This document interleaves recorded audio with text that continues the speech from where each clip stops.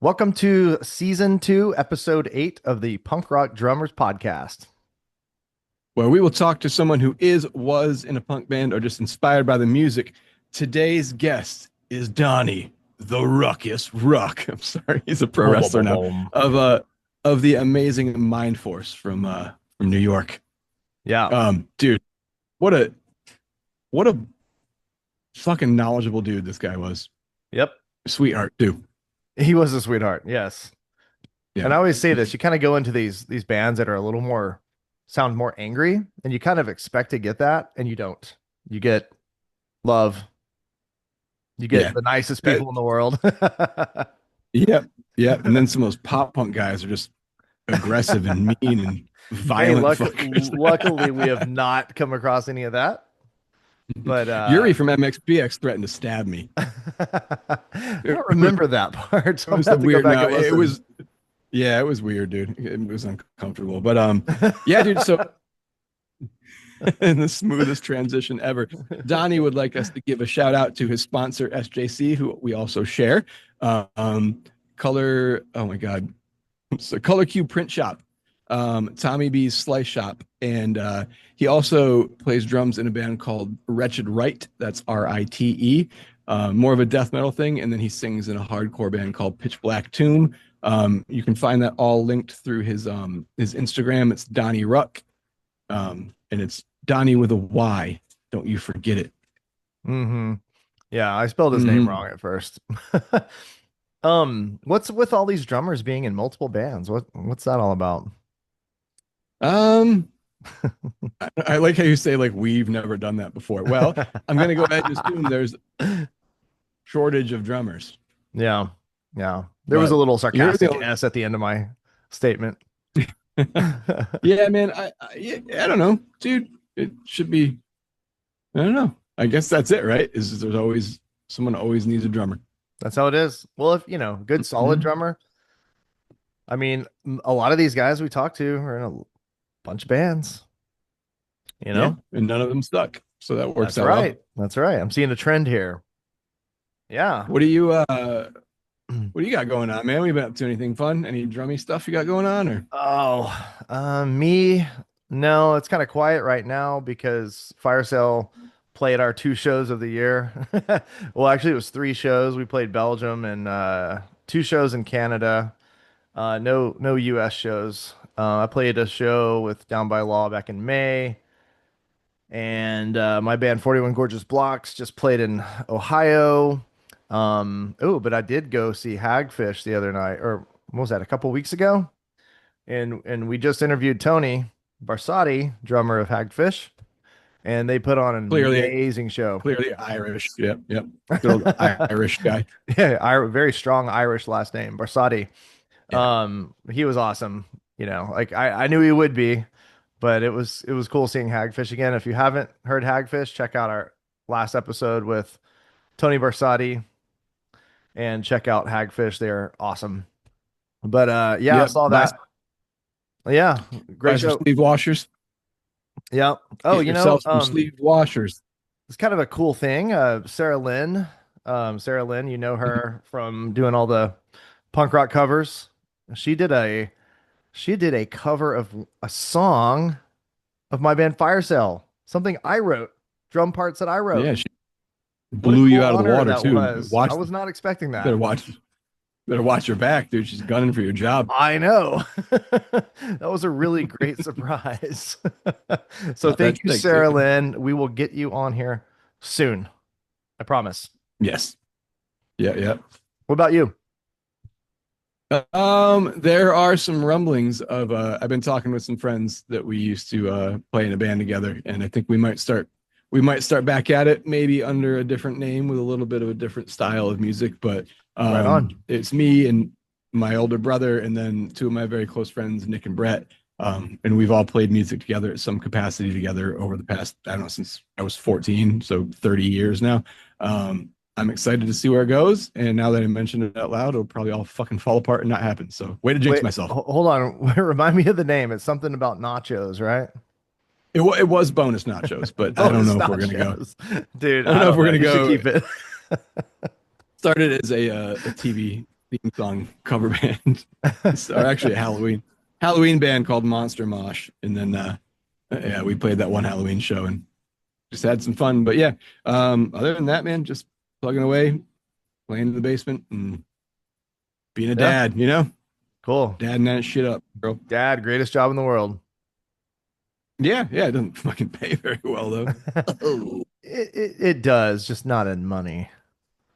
Nothing yes. nothing physical. Or or thank yous or respect or sleep. That'll I'm just all happen kidding. later.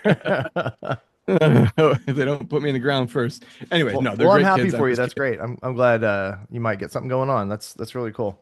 Good for you. Yeah, it'll be cool. Good All for right. you. Say hello to your mother. Say hello to your mother for me. All right. All Well, right. Well, we've got a good one. yes, buckle up. It's a bit of a long boy. Donny Ruck, Mindforce. Donny Ruck. Meow. All right. Here we go. Goodbye.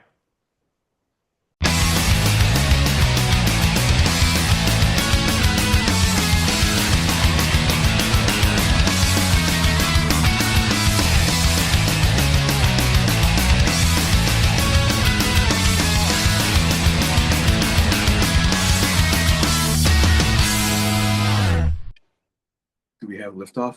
Hey, We What's do have good? liftoff. Hi. how are you? So I see one. I see a man at a drum set. Oh, You don't Matt, see you're not. me. Negative. Oh, that's weird. I'm the Oh, one who sent you okay. the email. Oh, wait, you know what it is? I think whoever's talking. Okay. Oh, you must have it That set up that way. You get see. How you do get I There we go. All right, there's both of you. Yeah. Sick. a gallery view. Sick. I used to have Look, it set up that way and it was kind of annoying, so I changed it. got you. Yeah. Yeah. I I want to see. I see mean, all of our faces. I make the joke that I just love to say I'm like, listen, man, I'm not good with technical shit. I'm a drummer. I hit shit with sticks. I speak with my hands. There you go. Oh, Christian was having trouble too. Sick. I mean, No, I dude. don't. Dude, both guys named Christian. What's up? What? I said both guys. So my middle name is also Christian. Oh, okay.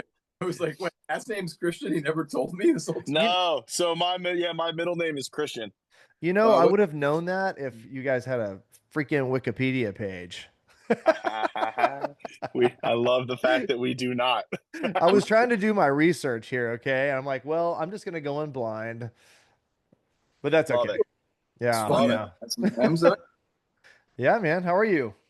I'm doing pretty all right, guys. I'm tired as I think most of your generation, my generation lives in a perpetual state of tired.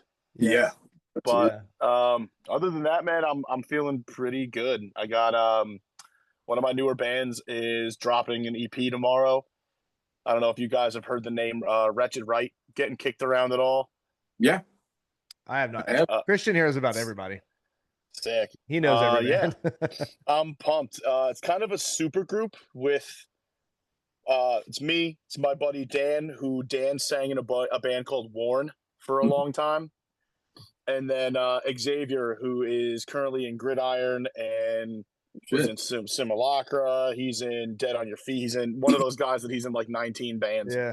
But and then my secret weapon is my buddy Evan, who he's been in tons and tons and tons of bands over the course of time. Like I've known him for like 20 years and tons of projects. He's just kind of like an unknown soldier chilling in the background, but like the guy, this is his first band that he's playing guitar on, and it's like insane. Dude, getting that person that like first time doing whatever it is they're doing, like they're always like trying to give it like a little bit more. Yes. Yeah, Oh yeah. definitely not the worst thing to happen.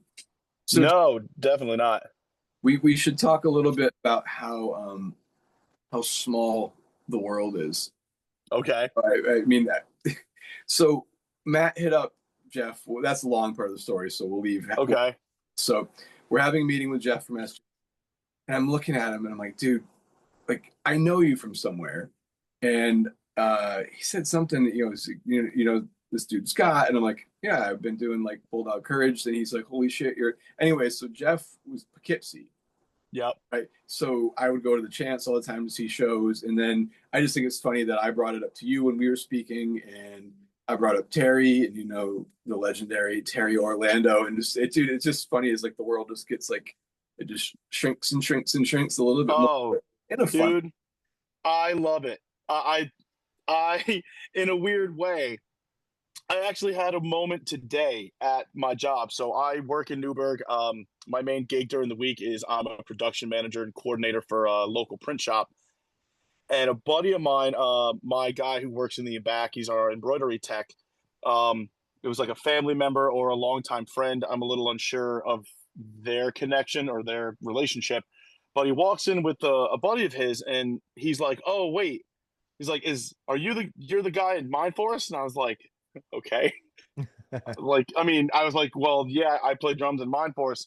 And my embroidery tech Mike was like, "No, I mean, earlier in the year when you guys did Sound and Fury, this guy was like obsessed with the fact that you were doing Sound and Fury. He lives out in the West Coast." And it was like same thing. Another one of those small moments for myself was like, I've never met this dude ever in my life. And as soon as he walks into the shop, he's like, I know who you are. I've seen your band. I've seen your band. And it's like, holy shit, man. Dude, that's wild. It's a good I feeling. love it. Dude, I love it. And it has, in that sense, it has nothing to do with like me personally. It's this beautiful thing that seemingly, I want to say every subculture has its own feeling of this and like, worlds shrink. But for me, it's like hardcore just continues to do that left and right. Yep. Yep. And it's I, pretty special. yeah, and I think now more than ever, like lines are kind of blurring a little bit again back between like punk and hardcore and thrash. It doesn't seem to be as like separate as it used to be. I mean, it started all from the same place, and it kind of feel like it broke off into like separate factions. But you're seeing a lot more like lineups being a bit more diverse too, at least around here. I mean, Oh yeah. it's Um good. It's blending back together again too. yeah, and I love it personally because I think when I was growing up and I started going to shows around I want to say 2002, 2003 was some of my youngest earliest shows which put me like age 12. I think I started going to shows around here. And as we all do, the few local shows, and then you start to branch out and you get bigger and you go to the bigger venues. And being from Newburgh was like, man, it was like I grew up hearing and seeing so many different mixed bills, everything from like bands that were clearly like hardcore influenced ska bands to like bands that were Marauder worship to was like, oh, cool, this band is clearly ripping off of My Chem because My Chem is huge right now, and all on the same bill. And like it, it's kind of returned to that, Yeah, really. oh, for sure. And I really enjoy seeing it. Like this that festival I mentioned I played this past week down in Florida. It was really just a long 2-day fest of a bunch of smaller local Florida bands that kind of drove in all throughout the state with like a handful of out of state bands kind of peppered in that like the kid who booked it was like, yo, I mean, I know you like the bands that we booked from out of state, people think are popping and kind of cool and like the up and coming scene. And it was dope to see because every band kind of had a similar vibe, but a lot of bands had their own thing going on, and it was an all ages show, which like that right there was like you're starting to see all ages shows again. And I think for me, that was really important to Mm. see, and I'm seeing come back because it's like had that not been a thing for me, I definitely would have caught on, but I wouldn't have had the exposure to it that young Yeah. Oh, and really, really like tied in and established then some of my like absolute favorite bands. And I remember you at one of my earliest shows, I remember seeing someone wear a Converge hoodie and me just like not know who Converge was and the be like, silver face. no, Oh, okay. actually, it wasn't. It was a Caring and Killing design. And I saw it and was like, I don't know what that is. And it lived in my brain for like another year until I heard You Fail Me, which was my introduction into Converge. And then I went backwards as I still do. That's one of the things I still do. I'll like discover a new band or someone will show me something, and I immediately want to just keep going back to see like, sick. Where did this band come from like 2 years ago? Let me see that shit. And it was really interesting to see that design. And like I found Caring and Killing as like the record, and I was like, whoa, that dude's hoodie from like a year ago. Oh my God. And it blew my mind. I was like, had I not been in the room and saw that piece of like subliminal advertising on this guy's body, I might not have been that attracted to the artwork or the imagery or even the music when I heard it, Yeah. you Oh, know. absolutely, man. That's the visual aspect of it is pretty crazy as well. Um, Might be one of my favorite parts of this whole thing that we do. You know what I mean? but Um, it's wild too, like the different avenues. Like I played in bands.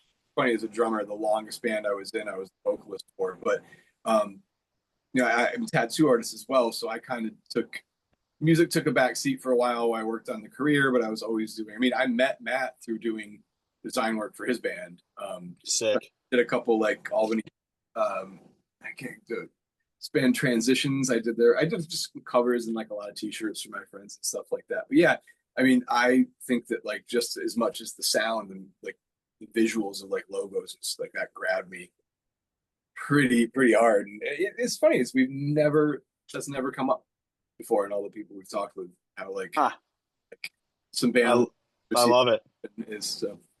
Yeah, man. I think for me it was a mix of the two. I mean, like I have absolutely no visual artistic ability. Like I can't even draw a straight line.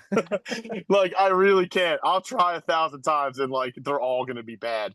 So I think for me it made it grew the respect and the admiration for a lot of the artwork for some of my favorite bands, like really, really genuinely because like um man, we could go down the rabbit hole of like imagery for bands and album covers, but it was like cool as I dove deeper into say like death metal. I mean, we can talk about death metal album covers for days. Um, Okay. then it was something so simple as like my favorite record of all time is Sing the Sorrow from AFI. And all it is their logo, a picture of a fucking leaf and script. That's it. And I have another similar story with that where like about a couple I knew who AFI was, but I hadn't like dove in deep yet. And I was with a cousin of mine at a skate park, and one of the dudes who was, I think if I remember right, he was from the Baker team, had a Sing the Sorrow shirt. And then same thing when I saw that logo, you know, a year or two later, whenever I found Sing the Sorrow, was like, no shit, man. And it still happens to this day. I think, you know, we all see bands that like may have put out like a super recognizable shirt or had a logo from years ago that like may have really just stuck in all of our brain. We all have it. It doesn't Hmm. matter whether it's like, dude, as something as simple as like Give Blood from it's just, you know, the actual Give Blood cover is the actual photograph, but then when they redid it and it's just the red cross Yeah, on the record, like there's no mistaking it. You see it, you know. yeah, absolutely. Matthew. Yeah. No, I agree with all Hey that. man. Yeah, Hey yeah. man. No, he's right. We haven't discussed that side of it, and it's kind of cool. We got an artist here, so you know, I mean, It's yeah, I've got things that, you know, it's insane how powerful a good logo is, or good, you know, for a band, especially like, I mean, in your case, I mean, you're living proof right there. yeah, dude. I mean, I know that I've told Matt, and I want to talk about drums, but my first concert was Pantera, Sepultura, and Biohazard. Uh, 12. I know, right? Sepultura. Damn. I At still, 12, you said? yeah, it's over 13, and I'm Oh, still gonna put this wow. and get us connected to Igor. That's like one of my favorite drummers. But Oh yeah, dude. I mean, he was wearing the Nazi punk fuck off shirt, and Max had the Discharge sticker on his guitar. And I remember being like, oh, I gotta like check those things out. And they sounded so different than Sepultura. It just blew my mind. And that band is mm, they're responsible for like helping me. I found punk because of them. They think Sick of It All on the inside of a record jacket, and like that's a big way too. Now, in the smoothest segue in history. I'm going to backtrack a little bit. It's not. I love this. So the festival that you just played, that Okay. was with the band that you sing in, correct? Correct. What Okay. festival was it? They were calling it Black Heaven Festival. Okay. It was just outside of Miami in Hollywood, Florida. Okay. I didn't know Hollywood, Florida existed Yeah. before before this. And I got there, and of course I had to post the thing. I was like, oh man, I think I took a wrong turn. It's like it's all the B celebrities live. I'll tell you what, man. I saw some creatures within 48 hours. Oh, you went to Walmart? We went to Target, which Oh, was like slightly better creatures. yeah. But so the crazy thing that I found out before that I found out before I went there was the whole switcheroo with the porn industry. Do you guys know what I mean? No. I never even heard of porn. So what is that? It's a type of cake, right? Yeah, for sure.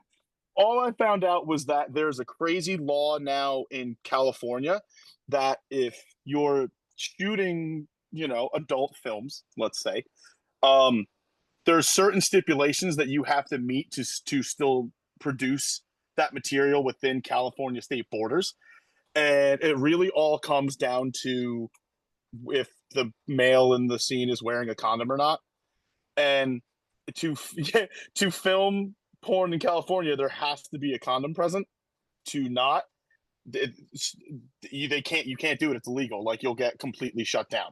Where did the They're trying to stop overpopulation. No, but like, essentially.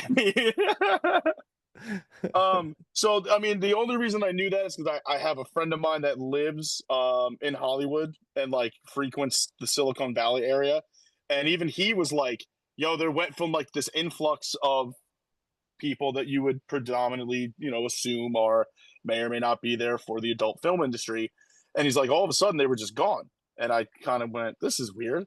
And he found that out. And what I was told, like the day before I'm getting on a plane, was like, oh, that whole industry relocated to Miami. So I was seeing the mix of like the creatures from God's waiting room and like the most plastic people you would ever see. It was like, whoa, it was a wild 48 hours. Cause like every direction was like, oh my God, oh my God, oh my God. Like, I experienced that in Tampa last year. Tampa's another one. Tampa's another one. Yeah. So to tie it, I can tell this already. I love it. No, like the question that I had actually written down, kind of actually works out pretty well, is going from playing drums in bands to singing in a band. Is there ever any part where like you're like, dude, do this instead? Like, do you find it difficult to kind of give control to the drummer? And in that sense, no. And I don't say this in any sort of a demeaning way to anybody that I've ever been in a band with, because I've done vocals in a few different bands here and there. If I'm choosing to step back, I know that whoever's behind the kit, they got it.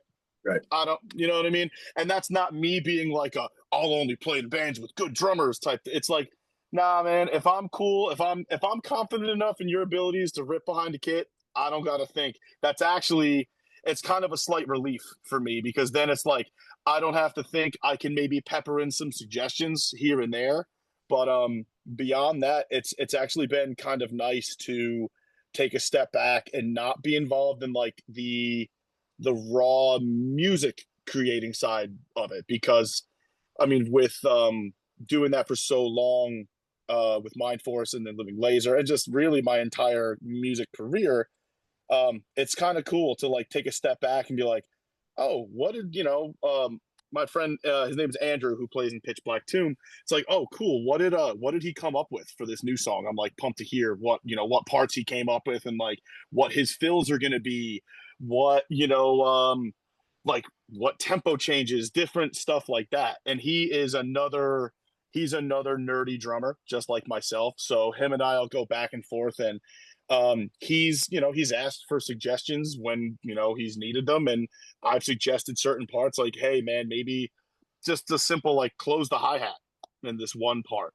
and it'll make all the difference. And he's like, oh cool, I don't know why I didn't think to do that. But it's all, at the end of the day, it's all like a friendly a shareable friendly thing. I don't know how else to describe No, it. that's great, man, because it can definitely be, I know some bands where there's instrumentalists and it kind of can get people get a little testy, Yeah. you know? Definitely. Drummers the exception. Yeah, man. We're always cool. I don't know what it is. I don't know. I haven't seen any that I way. sang it. And I would agree. I mean, I think it is situational because I think like if you have a band that have like a lot of people that have like big personalities, Mm, and one person maybe thinks that they're right over the other, or just like, you know what I mean? Like we all know as a drummer, there's nothing worse than a non-drummer telling you how to play your drum parts. right. I don't care. Like, dude, Mike Shaw, I mean, he's a god on guitar. He moves his hands, and I don't know what he does. It's like, yo, cool, homie. You can suggest stuff. Don't tell me how to play my parts. But I think there's also a very mutual respect that goes along with that, because like, I don't know, I've had times like, say with writing with Mindforce, where it's like, cool, I'll suggest a guitar part, like, hey Mike, maybe just do like in my brain I like hear this cool chug thing that maybe could go there. So I think it's how you present your ideas, and I think it's how you approach the person you're working with, because um a lot of that, like if you know that you're bouncing ideas off of somebody left and right, you kind of have to like learn how they accept ideas. Yeah.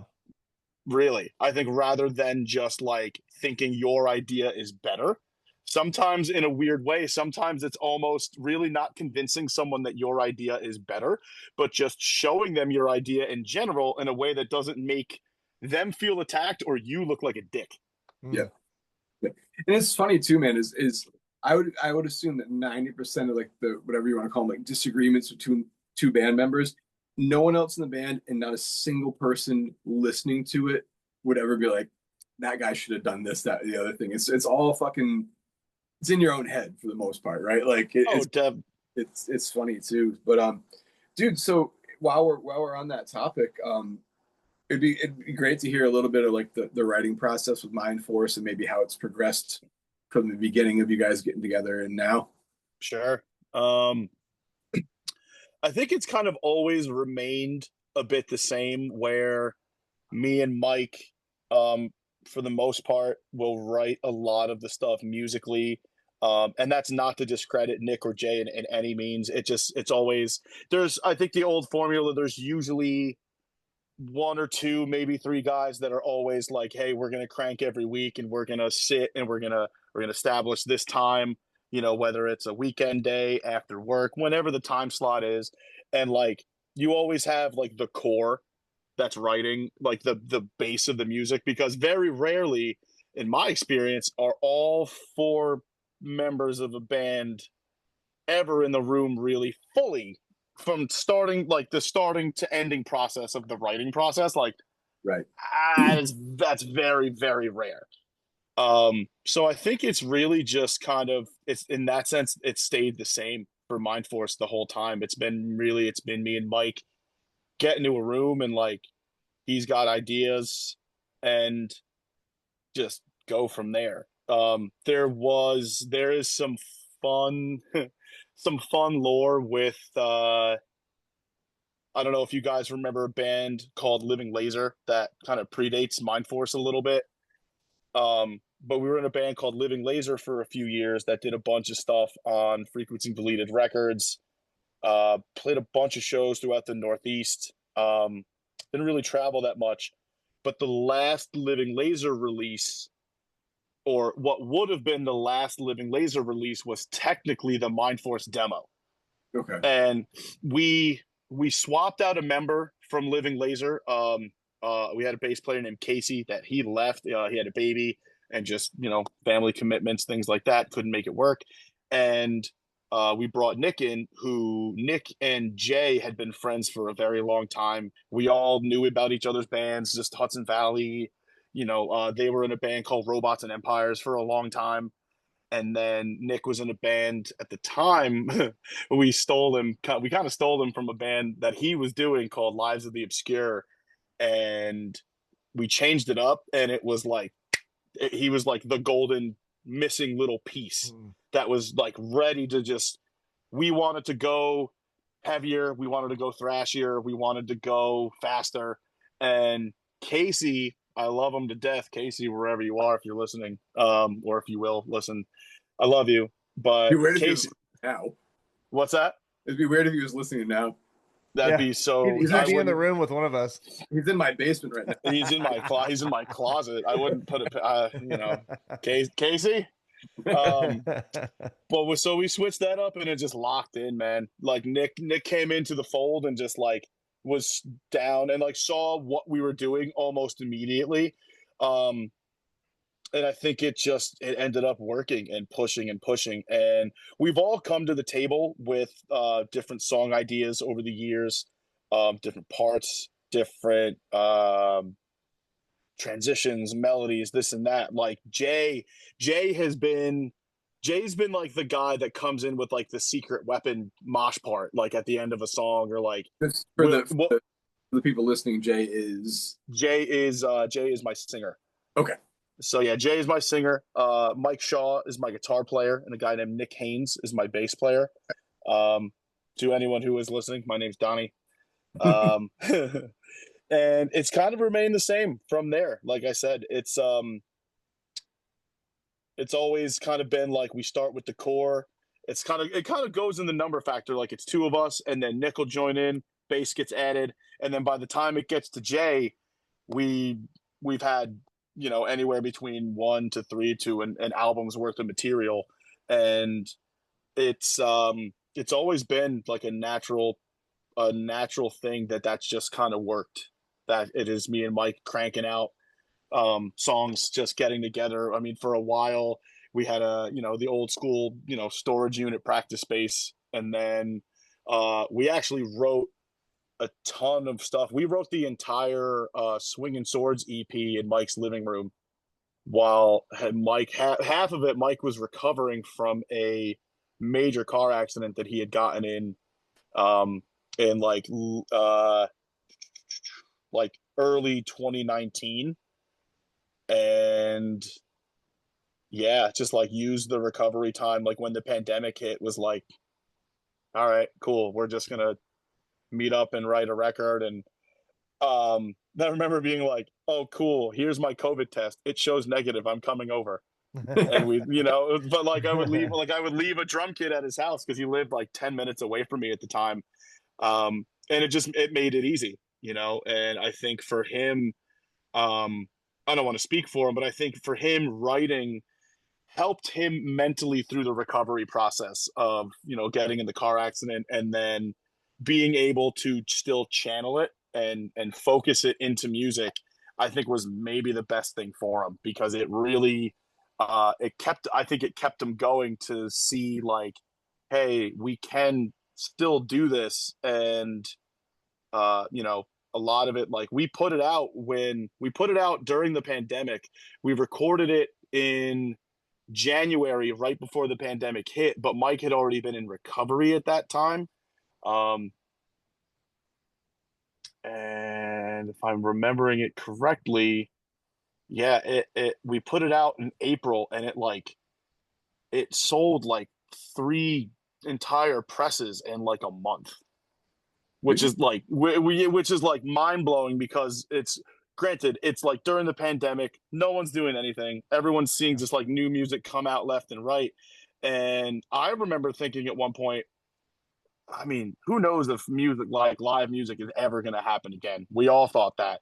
But putting something out during the pandemic was like, I remember us putting it out and me having a crazy amount of anxiety, because I was like, no one could care about this. It could go in and people could see it and give it one listen and go, bye. Because at that point, like, no one really knew what was going on. So no one I know really cared about anything besides not dying from COVID. Hmm. So that's kind of it, really, with the writing process. Yeah, I was gonna say COVID was a extremely like prolific time for writing music. It was, I mean, I learned to do things over COVID. I learned how to record music, on my own. Yeah, I never knew how to do it. I always just sat at the drum kit. And then I yeah, was like, you know what? I'm bored. I'm gonna learn something new. And then I did all these like cover projects and stuff, So it was cool dude. Which because is I had access to all these singers that would sing in the cover project. And then after COVID, oh, that's everyone so was back sick. on tour. So I couldn't do any. It was harder to get people. Sure. I mean, that's cool as hell, though. I definitely had a couple of other COVID projects that came to light during that, just because um, me and another friend of mine, a longtime friend, my barber, his name is Tony, and he plays right now. He plays guitar in Crusher Soul.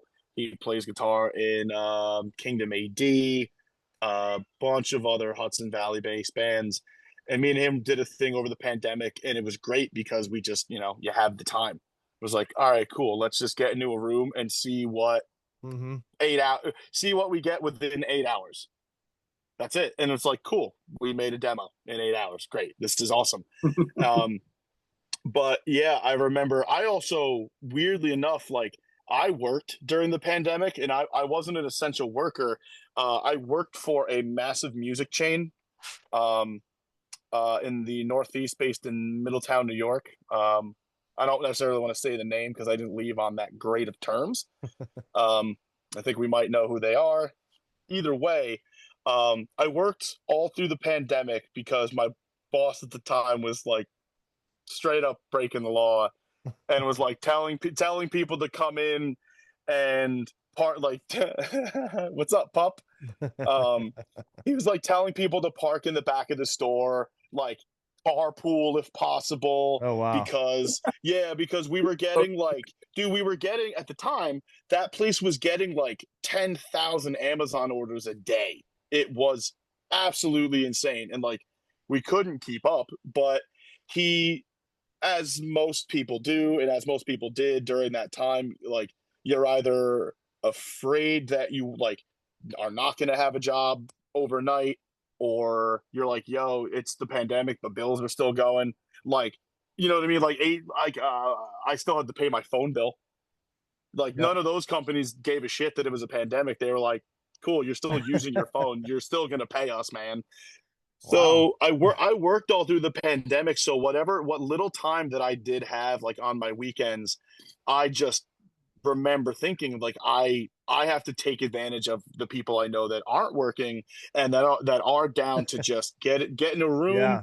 and say fuck it, let's have some fun, let's make some music, and just kind of see where it goes. Nice. So what year did Mindforce start? Mindforce is started 2016. You guys have been fucking busy then. It's been a Four, right? say again. Is it four full lengths? Or maybe not necessarily full lengths, but there's four. No, so there's two full lengths. Let me go in order. So it was the demo. We did a split with Dead Heat Okay. early on. Um, there's the first 7 inch called The Future of. There is, and then it went to Excalibur in 2018. 2020 was the pandemic. 2020 was Swinging Swords. We technically have three full length LPs because we did a full set. We did like a live on Axe to Grind thing a few Yep. years ago. So that is technically like it's uploaded to our Spotify as a full length. That I don't like. It's weird. I do count it, but I don't count it. I don't know how to feel about it. Like Is it's that not. I'm glad you actually brought that up. Is that live like at a show or just in a room? No, that was at a studio. Okay. Yeah, that was just at a studio that, yeah, the Axe to Grind guys had like a specific studio in Jersey that they wanted us to go to and use, so we did, and just kind of went in and we're like, let's just play a normal set. And I think if I'm correct, we did an obituary cover on that record. I think we did the end complete. And yeah, so it's weird. Yeah, it's like I categorize that as a full length, but I don't because it like doesn't feel like one to me. Right. That's fair. But then New Lords came out, and that one we spent a good amount of time on. We spent a lot of time writing it, same thing, like a lot of nights or just like a lot of weekends meeting up, whether it's at Mike's or like Jay and Nick. Jay and Nick live about an hour north of me. So I'm in Newburgh. They live just in like the Rhinebeck area. Okay. And then Mike is further at the time he had moved into like Western Orange County into Walk Hill. So we're in the same area, but we're a little spread out right about by an hour or so. And yeah, New Lords was exactly that. It was like a lot of trips up to Jay's, a lot of times going out to Mike's and just sitting there and writing and tossing ideas back and forth. And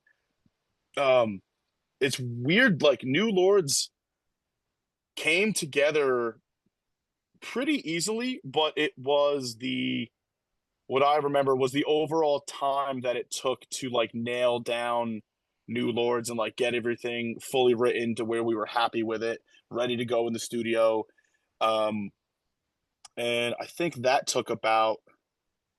we took our time. It was about a year and a half just from like start to finish where we like sat down and went, okay, it's LP number 2. Let's go. And then recording New Lords was like I'd say one of the most enjoyable recording experiences I've ever had. We went up to this big studio up in Buffalo. I think forgive me if I'm mispronouncing. I think it's GCI or GCW. Big, massive, cool ass studio up in Buffalo. That funny enough, the day that we had 2 days in the studio, the night before we were there, all the Griselda Records guys were there, just like Conway the Machine and Benny the Butcher and West Side Gun and all these guys that like for the hip hop scene we all love. And you could walk in and they have a contract with GCI that they're the only people that are allowed to smoke weed in the studio. I knew you were going to say that. Dude, we walked in the next day and like we walked in and we're just like, hell yeah. It was so funny. But it was so good, man. Like I got to really spend time like dialing in the drum sounds that I wanted. I mean, we went through a few different kits. We went through about 10 different snares. I was happy to do that because every release that Mindforce has done, it's been very not lack of attention to detail, but it was like we went in and just like kind of in the old school just like punk mentality where we went in and we're just like, all right, cool, we're set up, we're ready, let's rip, let's go, let's get through the songs. And like I think couple of the songs on all the records, but a couple of the songs on Excalibur are one take. A couple of the songs on New Lords are one take. That like once we dialed it in, it was like cool. But we worked with a guy up in Buffalo at that studio named Jay Zubricki, who was just again like top notch engineer, like the kind of guy that anybody would want to go into a studio and work with because he was so like very very patient guy, but also very very knowledgeable of like, hey, this is how I want my drums to sound, this is kind of what I really love. I'm a guy that like I love big open drum sounds. I don't do anything to my drums. I like hate, for my own personal, I like hate dampeners. I hate putting anything in a bass drum. I like big, yeah. Took his dampener off. Because and it's just somebody got in my head years ago and was like, listen, there's two perspectives. there's your perspective over top of your drum kit, around it within like a 2 foot radius. And then there's the perspective of somebody that's 30 feet back. Mm-hmm. And it's like, what are your drums sound out there is actually more important than what they sound when you're on top of them. Right. And that really like stayed with me for still to this day. So I just kind of I got really obsessive about tuning, and I got really, really obsessive just about figuring out what head combinations work with what shells work with. Just every piece of a drum kit really does go in and affect the sound. I don't care who's saying what.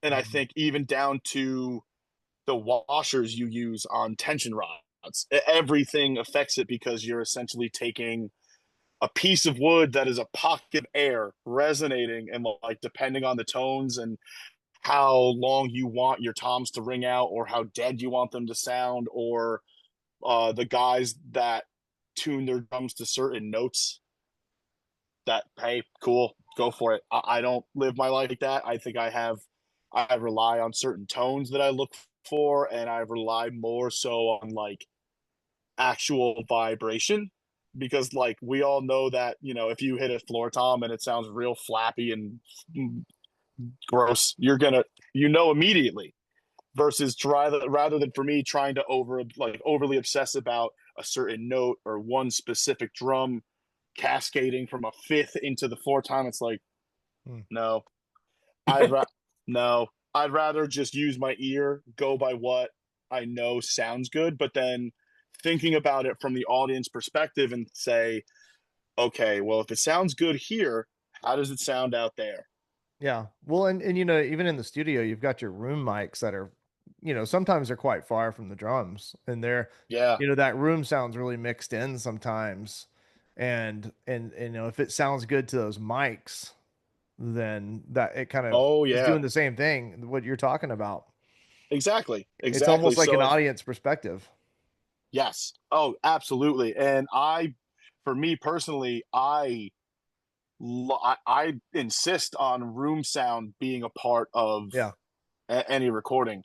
If Mm. it's blended well and somebody knows how to really blend tones together, because of the fact that, like you said, you're getting an audience perspective, but you're getting a completely different sound result 20, 10, 20, 30 feet out than you are over top of a drum kit. Yeah. And as we all know, like I said, for me it's like the you know drums were explained to me as like, yo, this is a pocket of air that, depending on how you manipulate it with certain heads, certain tunings, dampening or not, it's all going to depend on how that air moves when you strike it. Mhm.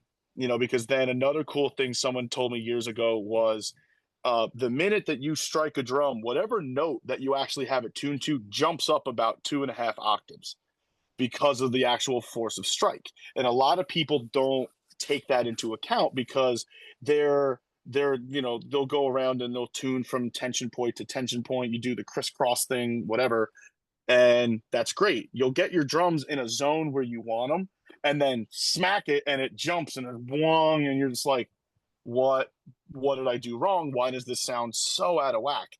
And it's, I think, because of that. I think a lot of drummers and a lot of I don't want to say people that lack knowledge, because it's not that. It's um I think people go for a certain sound that they hear in their head based off of what they maybe hear in recordings. Mhm. You hear, the guy on YouTube that has a beautiful, perfectly tuned sounding kit.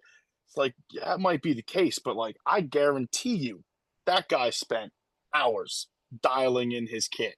And if whoever that is, like, yo, if you want to use like a tune bot, or you have a tuning method that works for you, dude, by all means, cool. And then, like, because my perspective is going to be different than the both of yours. They might be close, but I'm going to hear something differently than, you can line 10 people up in front of me. We're all going to hear it just a little bit differently. Yeah. So are you saying people who tune their drums to a certain note, are you saying it's better if you tune it to a different note in the ballpark, to so when you when you hit it, it goes to the note that you want. That's what I would think as somebody that doesn't do that.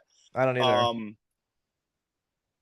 yeah, I just think that whether you're a person that tunes it to a specific note or not, I think that's one detail that a lot of people, a lot of drummers don't think about.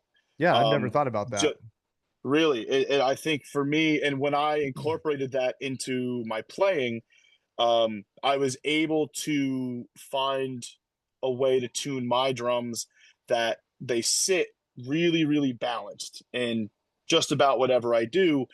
I mean, if you're tapping them, they might sound a little bit low, but if I'm Mm, playing at full force, right. and if I'm, if I'm in my brain, like if I'm at my shop and I'm running through a Mindforce set, or I'm running through the Wretched Right stuff, or I'm just fucking around to fuck around, it's the second that you actually go and lay in, that note is going to jump up no matter what you do, Mhm. because of the fact that you're putting force, and essentially for that second that you're striking it, that tension on the head is jumping up, how by however many units of measurement with a tune bot would go by, Yeah, I've never thought about that. psi maybe. It's Mm, yeah, it's kind of it's interesting to think about, and I still think about it all the time. It's same thing with definitely with snares too, man. Like mm, I either hear I it's funny, I hear the mix of right now people that are tuning their snares. There's either what I call the low lows. This is a term I say. You have the low lows or the high highs. mm. That you have guys that are tuning their snares that sit in like a nice mid range. They have a nice crack off of a rim shot, but then live, we might be 20, 30 feet out in the crowd and go, It's that thing buried. sounds, yeah, that thing is buried, or man, that thing, like, it's got good tone, but it sounds really dead. Yeah. Um, and then you have the guys that are the opposite, and this is even more present in punk and metal and hardcore right now. Um, are the people that are cranking their snares as high and as tight and as with much tension as you can find, which I love. I love hearing the range of it all. But then you hear a drum that's choked, Mm. no matter what, and then, like, unless you're hitting that thing hard every single time, Right. you're not getting the desired result either. So again, it just comes down to figuring out what heads work for certain drums, and I think that's, oh god, we could keep going into this, is like it's an endless combination of heads and tension rods and wires that'll work on a snare or rack toms, whatever. And those combinations, just some of them really work, some of them don't. I think right now I've been seeing this crazy influx of drummers using clear heads on their snare, which Mm. isn't bad. I think it's cool.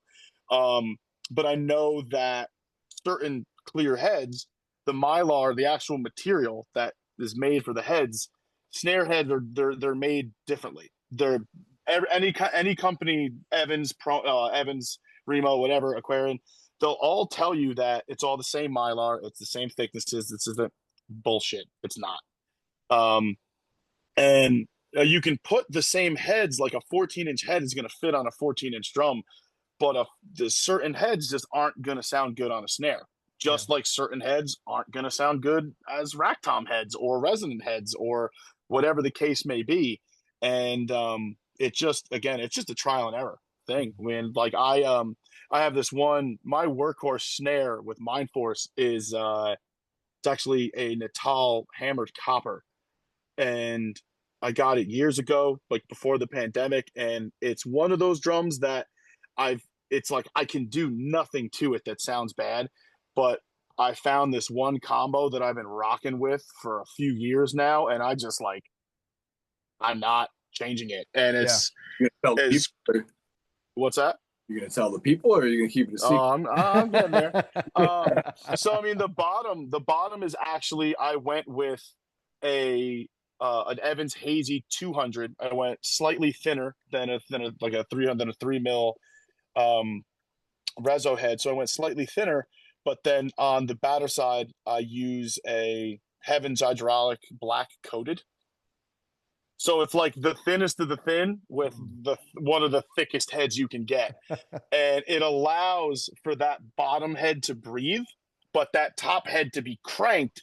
And it sits in this, to me, this beautiful realm of like, it's not too cranked, but it sounds like it is. And it's breathing like it was tuned 4 octaves lower. And so it's just I've done so much to it that as soon as I landed on that one, I went, I'm never putting any other combo on this drum And ever again. it works great live in the studio. Oh my God, it works. So yes, I mean, it works incredibly well in the studio. It works incredibly well live. It's Yeah. like, Oh, that I thing love, tracks, dude, for sure. yeah, if you've seen most, I want to say almost 95% of any Mindforce videos that have popped around in the last 3 years, that's it. You'll see like a hammered copper snare, and like it's just a monster. I got it. I got it working at the shop that I was working at a bunch of years ago for a steel, and I just like I continue to just be blown away by this thing. And now, with my recent partnership with SJC, I want to recreate the same snare with them. They have a hammered copper that they've been working with lately that I'm going to try, probably within the next month or so, see how that goes and see really how they compare. Um, because obviously, like riding for SJC now, like they're such a great bunch of guys. They're a great company.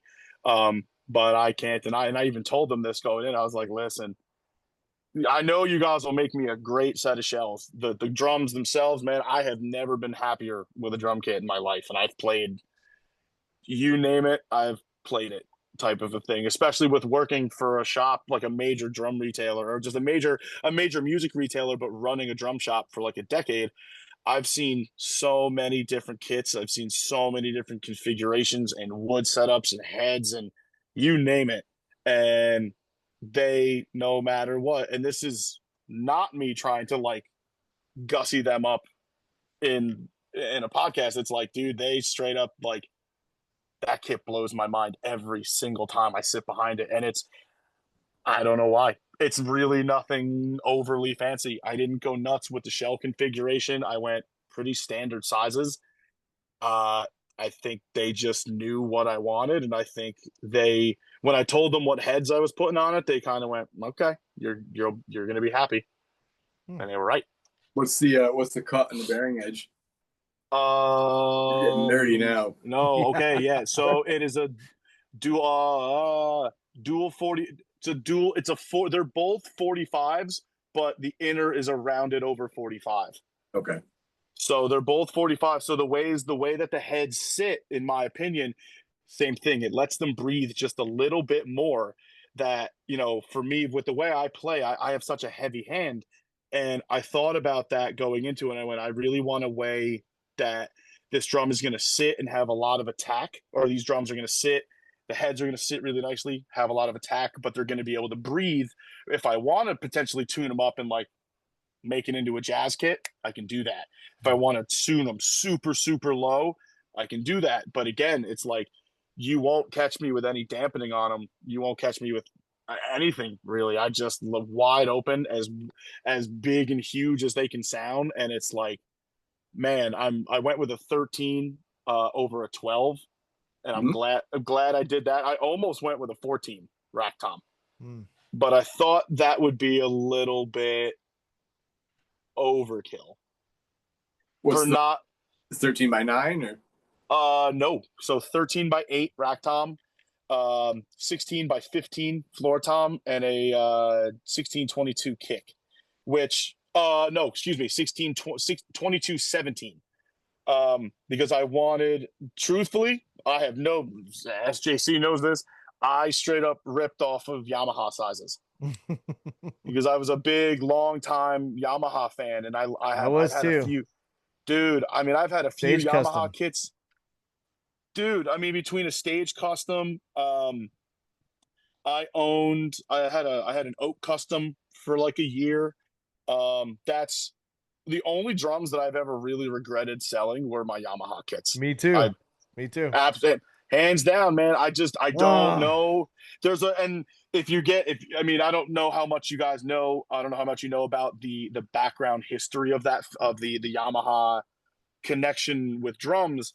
But there was this one family, and they still exist. They're called Sakai drums right now. They're very niche.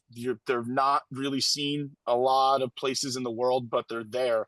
And this family called the Sakai family was the major manufacturing family of Yamaha drums from the late 80s into the 2010s. And it's like, we all know, if you guys are geeky drum nerds, Yamaha's finishes, some of the finishes on their drums have been like mind-blowingly gorgeous. These fades with like different crazy oak burls and mappa inlays and stuff like that. And it's all based off of like 6 people from the Sakai family that just like they were obsessed with drums, just probably like we are. mhm. And all I know is that there was a rift at some point. I think they wanted more from their kits because it was around the time when I know that I started noticing prices really starting to go up. When I remember, and God, I'm going to sound like a 90-year-old man saying this, but it was I really am, because it's like, when I noticed sticks going up is when I started to really paying attention Yeah. and looking around and being like, oh, cool, a pair of sticks is no longer $7. They're like Now 12 they're bucks not. or something or Dude, 16. now a pair of sticks. I went and bought a pair of sticks at just like a random Guitar Center. I was driving home from somewhere, I forget. I was like, yeah, let me stop. I need a couple pair of sticks, and they were $15 a pair. Oh my gosh. Dude, and it's like, I'm not playing anything crazy. Like I don't, some guys like the I forget the fire burned pro marks, or the guys that have like the grip on them. There are like whatever, some specialty sticks. It's like, yo, I play Pro Mark 2Bs, and I've been playing Pro Mark 2Bs for 20 years, and they stayed the same for the longest time. And then when I noticed them go up to about 950, I think it was $10 a pair. That's when I started. Even I had been in music retail for a few years at that point, and I took a step back and I really looked around and I went, "Oh, everything's going up." Because no matter what, the same thing, like a 20-inch crash Mm. is like $500 now. Yeah. It's insane. So it's like, I have this funny thing where if Mindforce travels, so I'll bring my cymbals in one of those like fancy little SKB cases, and I've had my cymbals lost a couple of times, and like I've always recovered them like from the airlines, but I've had them lost a few times, and my Mindforce had this thing where like they'd look over and we'd go to baggage claim, and I would just be pacing back and forth because I would be sitting there just being like, they lost them again. Yeah. They lost them again. And until like I see them and they're like in my possession, I have like mini panic attacks until I have them, because it's like, It's $1,000 too. dude, that's what I'm saying. It's like, yo, this is a rolling case that's worth $4,000 for like like not really that much stuff inside. Yeah. You know what I mean? Right. So, and it's like, yo, Some thin brass. yo, a couple pieces of thin brass. And I remember even then, the first time that they lost my cymbal case, or it got misplaced, I have 2 crashes that, right before the pandemic, I was very fortunate enough to go into the Zildjian factory, and I picked 2 cymbals directly from the vault. And it's weird that like they told me as I was leaving, they're like, you're part of this weird elite club now, because 2 things, they told me 2 things. They went, people that get to that like get cymbals directly out of the vault might be big name touring guys that all around the world, that like they may have an inside rep that goes and picks a cymbal from the stack of crashes that sits between this gram weight and this gram weight. They were like, yo, they're like, some of the people that get cymbals out of the vault don't ever see the vault. Then some of the people that see the vault and get to tour Zildjian don't get to take anything home from it. Then they were like, then there's this small group of people that get to do all of it. They get to see the vault, pick the symbols that they want to pick, like A-B them in the vault, and then leave with them. And I did that. That's fucking. And where is this It- factory? Is it in Turkey?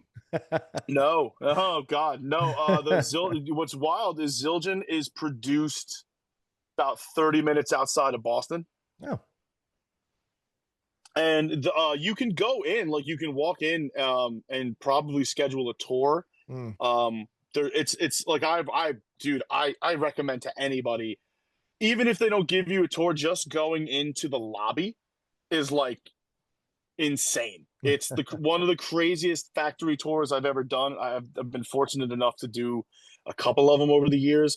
Zildjian blew my mind because like, yo, I like sat at one of Ringo's kits. I sat at one of Buddy Rich's kits. That like for me, like Buddy Rich, like I grew up on him. Like I'm not like a classically trained jazz guy, but I think if I had to list one of my favorite drummer, I don't know who would be first, but like he's in the top 3. Yeah. Hands down, just because I would watch the guy. He was one of the guys that I would watch and just be like, I don't want to play drums anymore. Which to me is always, in a weird way, it was always the best motivating factor, because I would watch guys like that and just be dumbfounded on how they would do what they were doing, especially with Buddy playing traditional grip the entire time, right? You know, and making fun of people that played match grip and were like, you're doing it wrong. Yeah. Like, He's a bit of a curmudgeon. Yo, you know what? He definitely was. Without, obviously, I'd never met him. He died a few years before I was born. I'm lucky enough to know a few people that knew him and had spent some time with him. And I think the stories that I've heard are it's exactly the mix of like, yo, he could be a colossal prick. Other times he was like the nicest dude and was like super, super friendly. He was, from what I could gather, he was very, very nice and polite to the younger generation, because he knew that the younger generation was going to be responsible for carrying on music like once he died. And I mean, I could tell you stories from friends of mine, but there's a couple of them I've heard that are just like really, really fucking funny, involving Buddy Rich. And a couple others, man. Like I've been really fortunate to cross paths with some of my favorite drummers, out, you know, both in and outside of the hardcore scene. And for me, like meeting Dennis Chambers a few years ago was like mind blowing to me. And not even that I grew up on, like he played for Steely Dan, he played for Chick Corea for a little while. I didn't grow up on any of those bands, and to me they're cool. I was one of the kids that had a Dennis Chambers VHS at like 7, and so it was like meeting the guy that like I would like put the VHS in and like rewind it and like watch him, like just watch this guy play drums was like insane. And then to see it like 5 feet away was, oh my God. It was like, this guy's like, he's half the reason I have some of the fills that I do. He's half the reason I even have any form of a grasp on any sort of groove. Did he pass away recently? Is he still going? Not that I've heard of. I know Dennis was sick for a little while. Maybe that's what it was. He might have been sick for a little while. Oh, that's what it was, and he came back like just as good. Yeah. Oh, he came back better. Yeah. In my opinion, he's one of those dudes. He lost it. Well, it's unconfirmed. I don't know what he was sick with. I'm not that close to where I was able to get that information. I assumed it may have been a battle with cancer, or it could have been, I don't know. I don't really want to speculate. You could. Either way, man, I know that like he lost a bunch of weight and he came back, and a buddy of mine named Jamie, who's another guy that like this guy's the guy I'm referencing now. Jamie is like jazz royalty. because he's the nephew of Jimmy Cobb, who played on Kind of Blue with Miles Davis. No shit. Yeah, dude. And like me meeting Jamie, same thing. I'm at the drum shop one night and just in walks Jamie one day randomly. I had never met him. And we instantly, like, I looked at him, I was like, you look real familiar. And he's like, yeah, I definitely is like, I've seen you around here and there and different shops here and there. And we got talking, and like by the end of the night, it's just like instant friend. And he kind of slid it in there, real slide. Was like, "Oh yeah," it's like, I mean, you might know who my uncle was. My uncle was kind of a famous drummer, and I was like, "Oh no shit, try me. Who are you talking about?" He's like, "Well," he's like, "You ever heard the name Jimmy Cobb?" And I was like, "Jimmy Cobb." I was like, "Jimmy Cobb from like Miles Davis." He's like, "Yeah." It's like my uncle played on Kind of Blue. And I'm just like, dude, you're kidding me. And this is all wild because it was during a time where I don't know, I like woke up one day and jazz made sense to me. So I went through a whole I went through a whole period of time where I was like, man, I love jazz. Like I just couldn't get enough of it. And I meet Jamie like in that time period where I'm having like a jazz awakening in my brain. And here comes this dude who his uncle is the guy. It's like he's like the guy on the jazz record. I'm like, this is insane. That's wild, man. Absolutely, oh, it was nuts. Yeah, dude. So, all right, I got something. Maybe we can do. The three of us can do. I want to. I ask both of you, and then I'll go. Is who's a drummer that you love? That if people listen to your music and what you play, that was influential, that someone would be like, no fucking way. Ooh, I'm gonna go Clyde Stubblefield.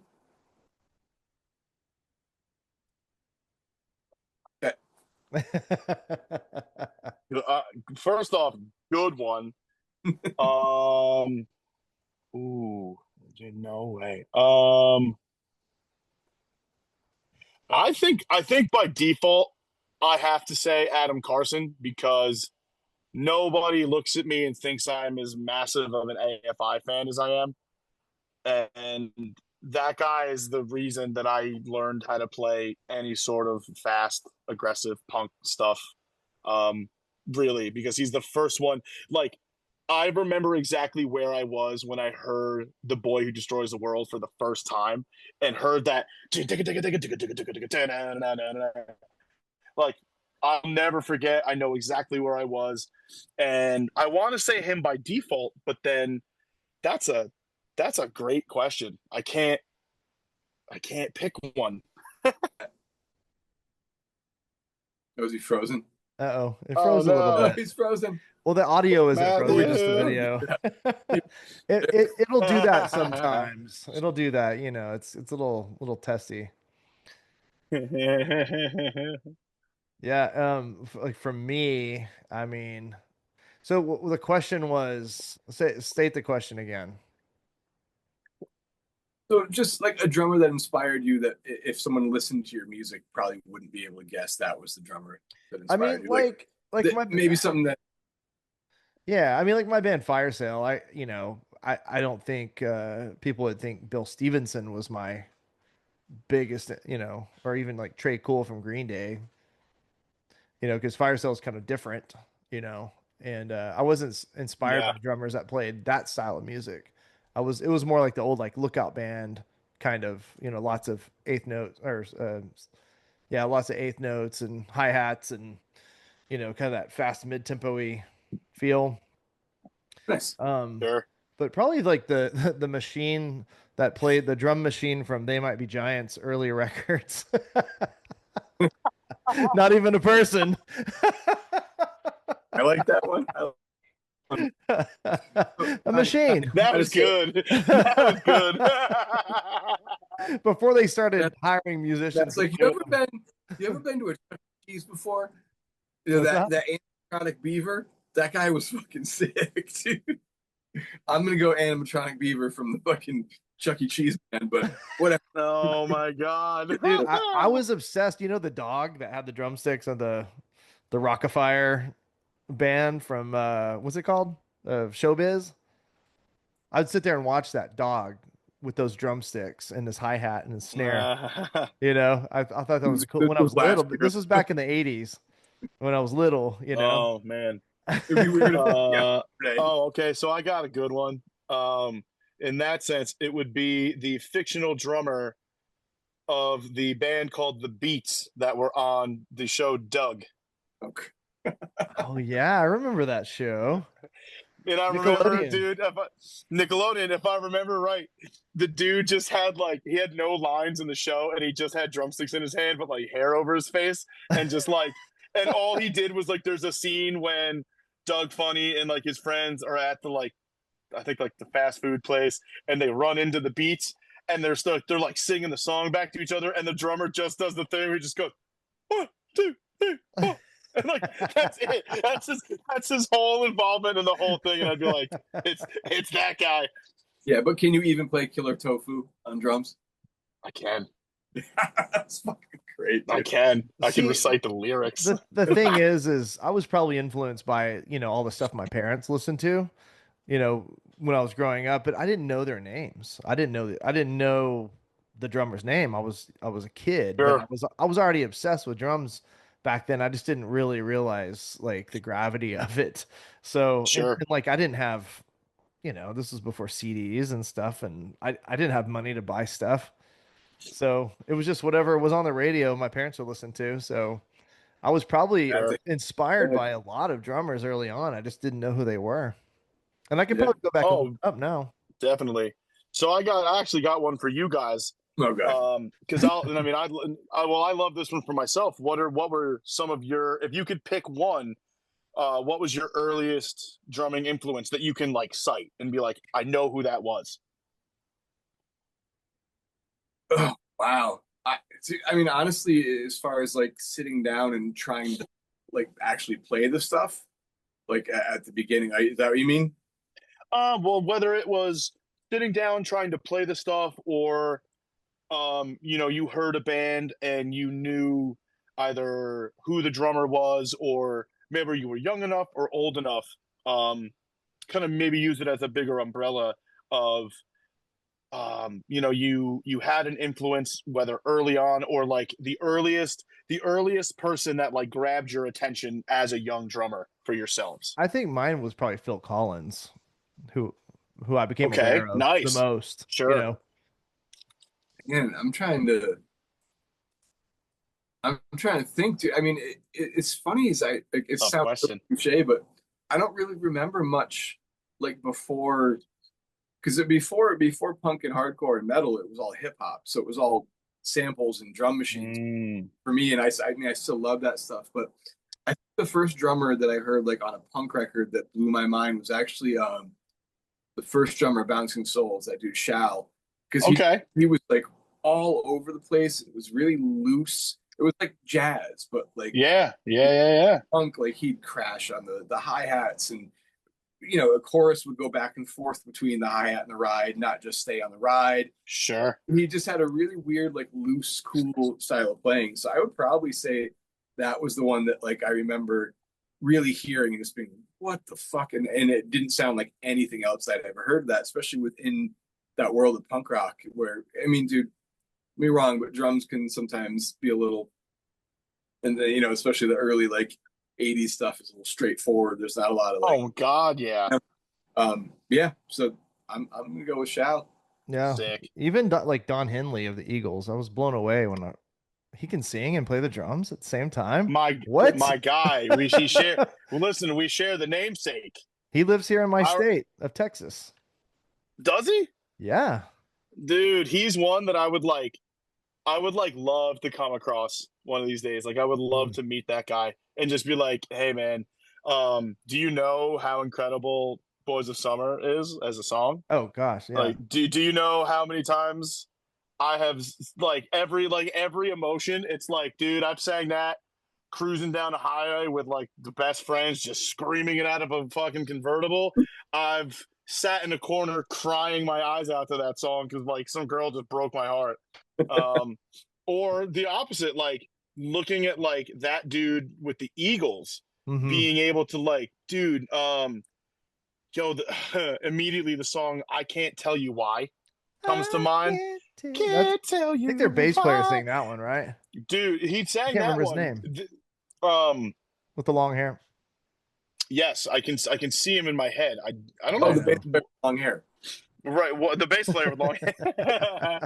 But yeah, dude, Don Henley was definitely up there for me because like my dad and like I was raised by my grandparents, and they were like they loved the Eagles. They a lot of that early like the bigger groups like that, like your Eagles, your Aerosmith, stuff like that. Like I had pretty progressive grandparents growing up, and I think my earliest that I remember like captivating me and being like, who is that? What the hell is he doing?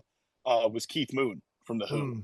Mm. Hmm. Um, and just like total wild man of a Yeah, he's drummer, nuts. like completely nuts, man. Same thing. Like I've heard a few stories and like of that guy just like completely off of his fucking rocker, but like you put him behind a drum set and he's just like a killer. It's Doesn't have yeah. didn't play with a hi hat. I know, and that bothers me. I don't know why that bothers me. I think it's because I have a reoccurring nightmare that I don't have a hi-hat at a show. I'm sorry, guys, but I let my intrusive thoughts went over here and make a horrible. Let's go. Let's go. So you said that your grandparents raised you and they were pretty progressive. Yes. Did they raise you in an odd time signature? No. Ooh, fucking prop. No. Anyways, No, they didn't. They weren't that progressive. I don't know how They weren't actually they to get weren't one. Dude, I had Oh, good question. pretty much anyone has said so far. I've had one of those thoughts, but that I had to let that one out. But dude, so we're approaching like an hour and a half right now, and I kind of feel bad because we haven't really talked about like I'd love to go over just a couple parts.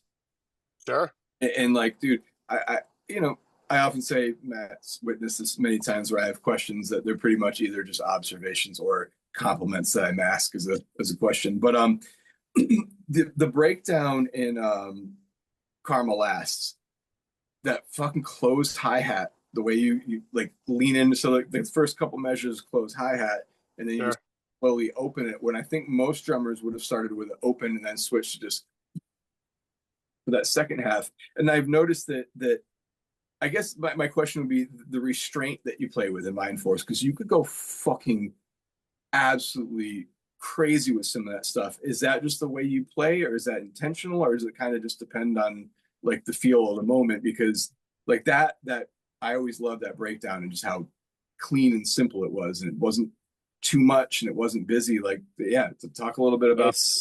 That's your it's one of my favorites too, really. That closed hi-hat part a lot. I remember specifically us bouncing the idea, just kind of A-Bing it and being like, all right, cool, let's start it. That it starts with that jugga-dun, jugga-dun, jugga-dun, like that triplet drum fill, and then goes into the hi-hat part. We A-B'd it and we're like, okay, how's it hit harder? And I am a fan now. I wasn't always this way, but I will always go closed hi-hat before it opens up now, because there's just something about it that makes the part stand out and just hit so much harder. There's something about that I think people are almost expecting after a build up like that. They're kind of expecting like a dun dun dun dun dun dun blah, dun dun. You're expecting like a crash or an open hi hat, and it's like, nah. Not a And nah. nah. It really it comes down to, in that sense, playing. It's both playing for the part, but playing to let the other parts speak for themselves. Right. Like there's whatever, like the chug pattern that Mike's doing and is just chug a dung, chug a dung, chug a dung, chug a dung, and it's like, all right, I don't need to do anything more than that. I just need to keep it nice and rock steady, and just do that. It's really in my brain whenever I play that part is like I have this little voice going on, and just like, yo, keep it tight, just. as tight as you can possibly get it, so that that single quarter note chick carries, and then that second measure hits when it opens up. It's gonna go from, you feel the levels increase every time. You Yeah. put a breakdown in a breakdown. Oh yeah. And Oh then yeah. I mean, it goes from Mosh 1 to Mosh 2.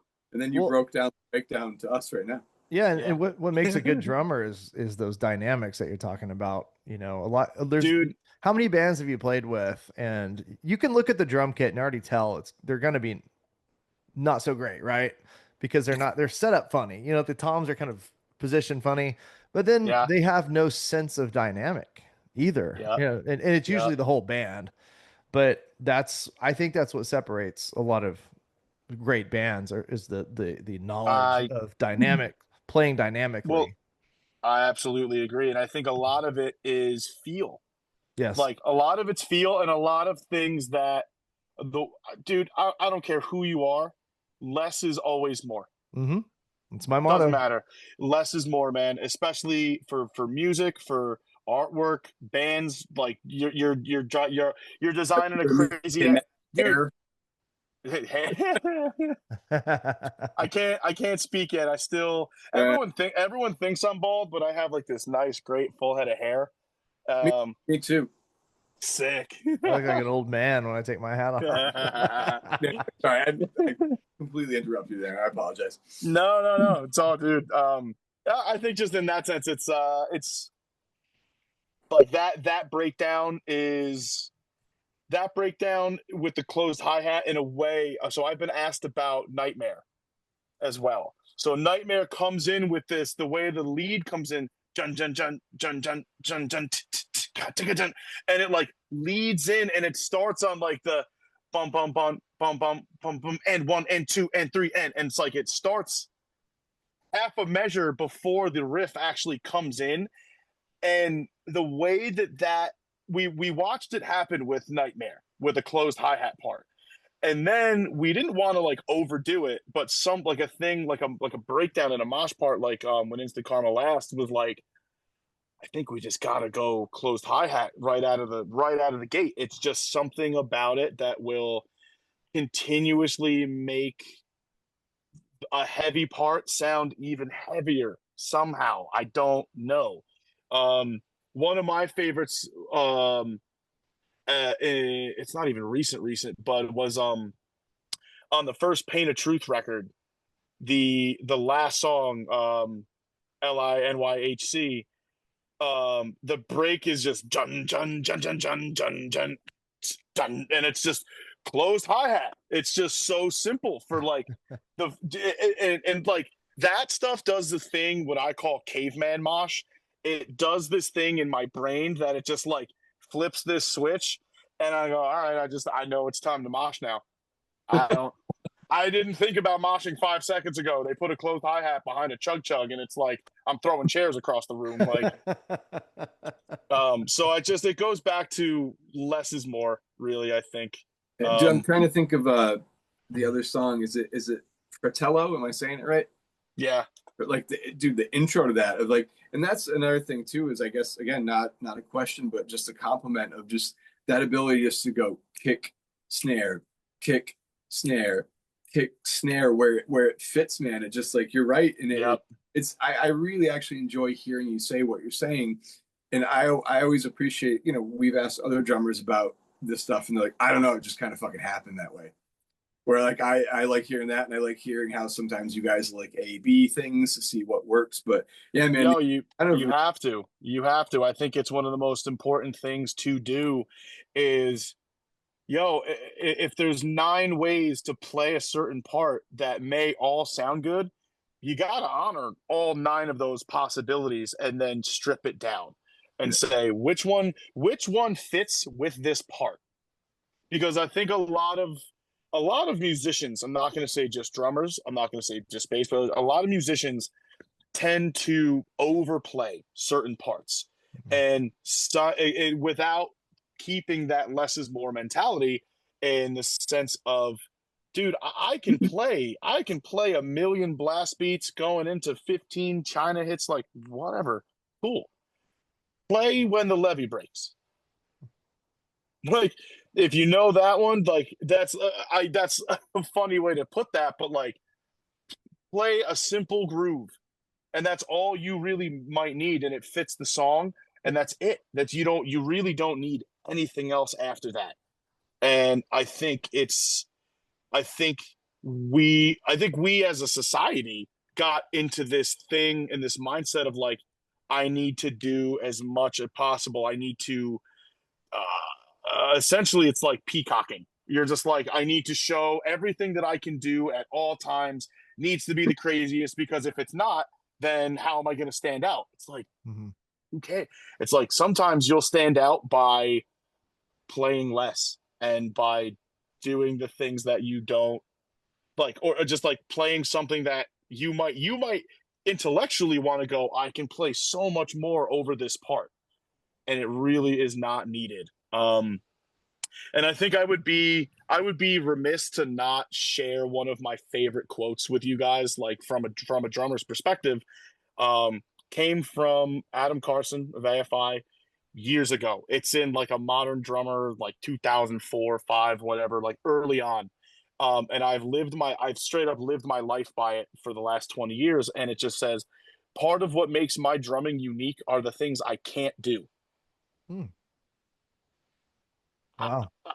I still like, oh dear. Um, there we go. I still live my life like that to, oh my God, what did I just do here? I somehow wrapped that around a water bottle. Anyway, um, um, that's just it. It's like part of what makes my playing unique is exactly the things I can't do.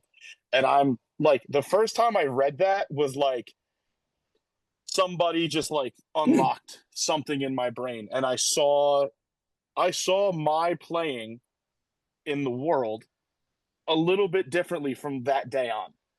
And I went, oh, I was like, dude, it's okay for me to be inspired by guys like say Thomas Hawk from Meshuggah. The guy's a machine. He's incredible. He's incredible to watch. He's amazing. I know that I can play 1,000 hours of practice, 1,000,000 hours, and I'm not going to get there. That's fine. I don't care, because then on the flip side, Thomas Hawk could look at me and go, I can't play 16ths on a hi-hat like that and make it sound cool. Right. You know what I mean? So No, it's I love how trade-offs. comfortable you are with your drumming, and just it's great, dude. It's really like kind of this has been just from the beginning of this, just hearing how you talk about drums and how passionately you speak about them. I wanted to have you on for a while now, actually, before the SJC thing even happened, and I'm even happier we did now, because this has been a great episode, dude. This has been killer. Man. Dude, it was great. And as soon as Jeff was like, hey man, I know these homies that got this podcast, you want to hop on? I went, yeah, man. Absolutely. I mean, absolutely. That's one thing that I could talk about drums forever and ever and ever. I don't, it's been that way since I was a little kid, man. I've been behind a drum kit since I was like 3. Wow. I got my first like kit at 3, and then got a full-size Ludwig by 5. I was And I 14. dude, you know what, dude, it doesn't, to me, in that sense, Yeah. it doesn't matter. It doesn't matter when you got it, when you didn't get it. I was just like, I've been fortunate enough to have that as a thing, as a creative outlet, as a extension of myself for so long, because it's like, I don't really know anything else, and that's fine. I don't care. Um, and I think just me, the interest I have for drums, and the weird like science behind it, but then seeing the science behind it goes not only into the actual construction of drums, what makes different sound combinations, what'll give you different results. It's also the science of watching different drummers play different styles. Really. And I think like one of my favorite dudes to watch right now is Benny from Tsunami, because he's just, there's something, same thing. There's something about his playing where dude hits incredibly hard. He makes certain shit look really, really easy, but Benny Benny, I don't care what anybody can say. I know for a fact Benny is one of those people that put hours and hours and hours into playing in a room by himself and just studying the guys that he loved and he loves, and being like, hey, I'm going to try to emulate this as best as possible, because I don't care. Like, we don't live in an age of originality. We live in an age of refinement, meaning like you're going to hear something that really stands out to you, and you might not want to do the same fill that you've heard 1,000 other people do. So you're going to do your best to put your own spin on it. And are you original? No, because somebody else out there has done it. They may not have gotten it onto a recording. They may not have had that ability to play in a band and make that work and progress their playing in that way. But that's not to say that, like, that imaginary person I'm referencing, there isn't some person sitting in their bedroom, in their basement, in their storage unit somewhere that's absolutely ripping. You know, and I love thinking about that. I love it. I love that, like, that aspect of like, yo, there's probably some drummer out there that nobody knows their name and, you know, will never know, that has been a sponge for all of it. Like knows the gamut of, like, cool, I love Mitch Mitchell, I love Peter Criss, I love Dave Weckl, to Pantera, Vinnie Paul, like, like they may absorb all of it and then just take it, and it refines their own playing, but they don't necessarily need to present that to anybody. You know, there are the people out there that are just so content to just get behind a drum set and just play, and it shuts their brain off for a little while. And then there are those of us that, yo, dude, I like to think that that's the three of us having this conversation right now, because, dude, no matter what, for me, it's like I've had some of the best and worst days of my life behind a drum kit, and I know that for me, when I get behind a drum kit and when I'm sitting there, and especially like if it's showtime, if it's, whether it's Mindforce or any band and I'm on a stage and it's like, okay, cool, I'm gonna count 4 clicks and we're starting the fucking set. Nothing else matters. Everything goes away. There's not a I don't have, my house could be on fire and I'm gonna go, okay, cool. I'm gonna go, cool. I'll deal with it after this set. And like, there's the only thing I can do to take my brain off. Give myself a few minutes of peace here and there. It's wild. Ain't it so funny that, like, we get this sense of peace from making loud, stupid noise? And I think that's a fun juxtaposition of drums in general, is we make all this noise. We're very loud individuals. I mean, I know that I'm a boisterous, loud person off of a drum set, so I think it's funny that it only reflects on a drum kit. But I think that, I think it's a beautiful thing whenever I hear somebody be able to do that, and just, like, I don't know why, I just don't, like, I could have a million stresses in my day. I could, like, the world could be falling down around me, and it's like, all right, cool, I'll be back in 10 minutes. I'm gonna go play this groove that's in my head. Well, or like, I'm gonna go play.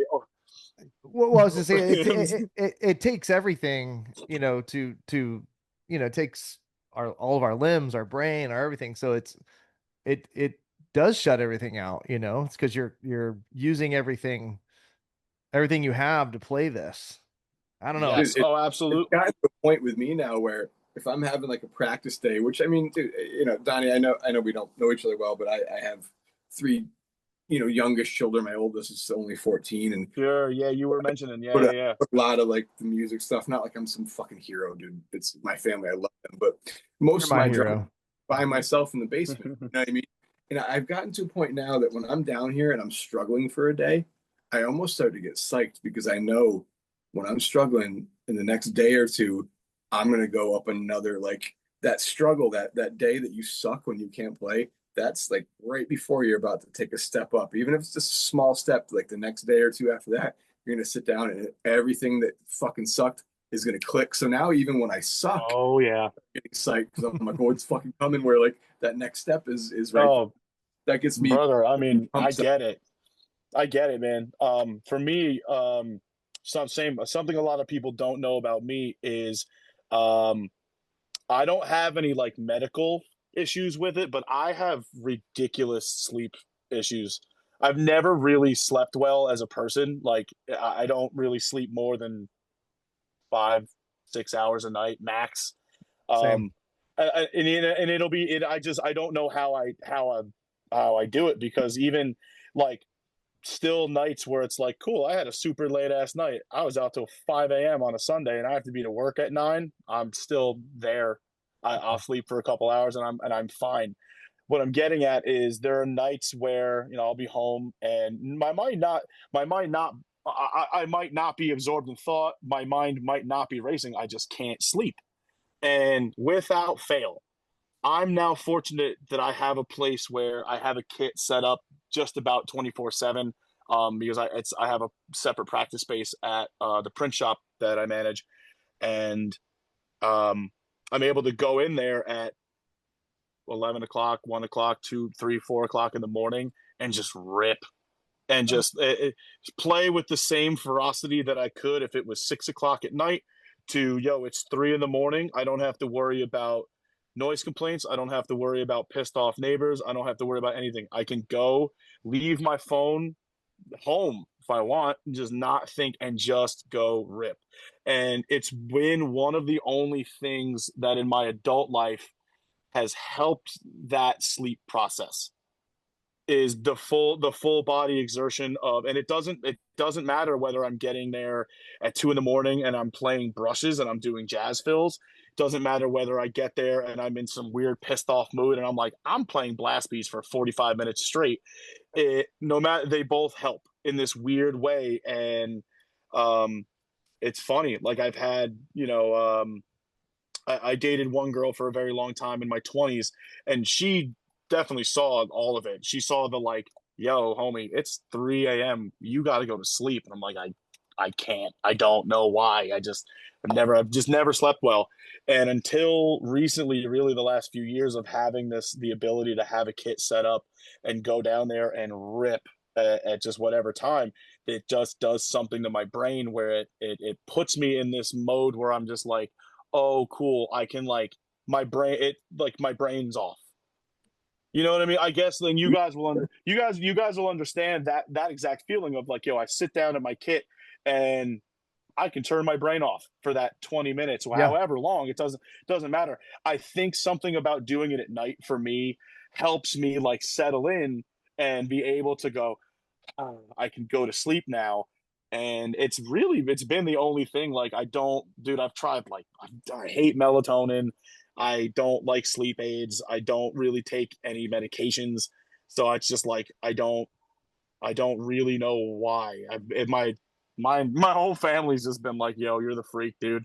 You like, you're absolutely the freak. You sleep like 4 hours a night. And I remember like being in high school. Being in high school was bad because it was like I was in bands. I was gigging at the time. Like I think like 16, right? I was in bands. I was gigging, like, doing the thing of like, yo, I'm playing weekends. I'm playing Friday, Saturday, Sunday. And then I went through a period of high school where I was straight up insomniac. I didn't sleep at night. I slept certain points during the day, and even then was like, oh cool, the only time that like I'm able to like really knock myself out is like after a show or after a gig or something. And I don't know, I don't really have an answer for it. It's just one of those things that I think completely calms me down and goes back to what I said a few minutes before of like, dude, if I'm when I'm behind the drum kit, nothing else matters. I don't know why, and it's been that way since day one. Yeah. But dude, I mean, the fact that you found that thing, it's a pretty pretty beautiful thing. So dude, I, I hate doing this. This is always like my least favorite part, but we're rolling up on an hour and a half right now. I get it. No, but here's the thing, dude, is it's funny is, We're rolling up on I'll 2 hours. oh really? Well, we got, we got started late. But it's funny is I'll write stuff down and most of the stuff you've gotten through. I would love to have you come back sometime and sit down, maybe answer a couple more questions if you're Absolutely. Absolutely. And then that one, you know what? The only reason why I wasn't able to do it from my practice spaces because there's a band there tonight that's using the space. So I would love to be the same thing. Like I'd love to be able to do that, like give you a rundown of the practice space. Like that's one where like I have the SJC kit there. I have all my kits.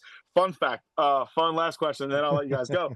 How many drum kits do you guys have or own, or what's like the most that you've owned at one time, whether it's kits or snares or cymbals? Like, what Good are we question. talking?